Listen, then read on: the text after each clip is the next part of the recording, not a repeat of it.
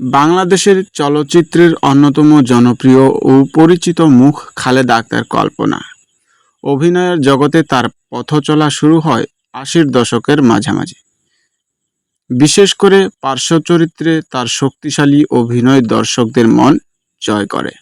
পরবর্তীতে তিনি বিভিন্ন চলচ্চিত্রে মায়ের চরিত্রে অত্যন্ত সাবলীলভাবে নিজের অভিনয় দক্ষতা ফুটিয়ে তুলেছেন এবং নিজেকে চরিত্রাত্রের এক নির্ভরযোগ্য মা হিসেবে প্রতিষ্ঠিত করেছেন।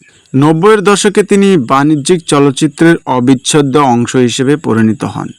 পদ্মা, মেঘনা, যমুনা বা কেমন থেকে কেয়ামত এর মতো ছবিগুলোতে তার সাবলীল অভিনয় দর্শককে বারবার মুগ্ধ করেছে আর তাকে নিয়ে গেছে জনপ্রিয়তার চূড়ায়। কল্পনা তার দীর্ঘ কেরিয়ারে যে বহুমুখী প্রতিভার পরিচয় দিয়েছেন তা সত্যি প্রশংসনীয়। চরিত্রকে ফুটিয়ে তোলার ক্ষমতা এবং অভিনয়ে তার গভীরতা তাকে এক অনন্য উচ্চতায় বসিয়েছে। খালেদা আক্তার কল্পনার কেরিয়ারে বহু সুপারহিট সিনেমা রয়েছে যা বাণিজ্যিকভাবে দারুণ সফল হয়েছে। তার সাবলীল অভিনয় দর্শককে বহুমুখী করার এবং এই চলচ্চিত্রগুলোকে বক্স অফিসের বড় সাফল্য এনে দেয়, যা তার কেরিয়ারে এক বিরাট প্রভাব ফেলে। খালেদা আক্তার কল্পনা বহু জনপ্রিয় নায়কের অন স্ক্রিন মা হিসেবে অভিনয় করেছেন। পর্দায় তাদের মধ্যকার সুন্দর সম্পর্ক এবং তার চমৎকার অভিনয় প্রতিটি চরিত্রকেই দর্শকের হৃদয়ে অত্যন্ত জীবন্ত করে তুলেছে।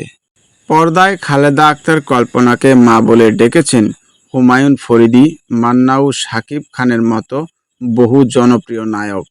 তাদের এমন আবেগঘন অভিনয়ের কারণেই পর্দায় মা ও সন্তানের অকৃত্রিম সম্পর্ক সবসময় অত্যন্ত জীবন্ত হয়ে উঠত।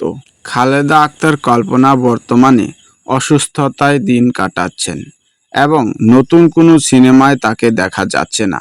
দীর্ঘদিন অভিনয়ের সাথে যুক্ত থাকলেও বয়স ও অসুস্থতার কারণে এখন তিনি অনেকটাই নিভৃত জীবনযাপন করছেন। পর্দায় তিনি অসংখ্যবার আমাদের মা হয়েছেন। তার স্নেহ, মমতা আর চোখের জল আমাদের হৃদয় স্পর্শ করেছে বারে বারে। আমাদের চলচ্চিত্র জগতের অন্যতম প্রিয় মুখ খালেদা আক্তার কল্পনা। আজ তিনি অভিনয়ের আলোকোজ্জ্বল জগৎ থেকে দূরে অসুস্থতা আর বার্ধক্য নিয়ে বিবৃত এক জীবন কাটাচ্ছেন। যিনি পর্দায় আমাদের এত আবেগ আর এত ভালোবাসা উপহার দিয়েছেন, জীবনের এই কঠিন সময়ে তিনি কি আমাদের একটুখানি ভালোবাসা পেতে পারেন না? একজন শিল্পী শুধু বিনোদন দেন না, তিনি জাতির স্মৃতির অংশ হয়ে থাকেন। তার অবদানকে ভুলে যাওয়া নয়, বরং তার এই কঠিন সময় তার পাশে দাঁড়ানোই আমাদের নৈতিক দায়িত্ব। আসুন আমরা সবাই মিলে এই গুণী শিল্পীর অবদানের প্রতি শ্রদ্ধাশীল হই, তার প্রাপ্য সম্মান ও ভালোবাসা তাকে ভরিয়ে দেই। কারণ গুণীজনকে সম্মান জানাতে না পারলে নতুন কোনো গুণীর জন্ম হয় না। আমাদের এই ভিডিওটি যদি ভালো লেগে থাকে তবে লাইক করুন, কমেন্ট করুন, আপনার মতামত জানান এবং আপনার বন্ধুদের সাথে শেয়ার করতে ভুলবেন না। এমন আরও ভিডিও পেতে আমাদের সাথেই থাকুন।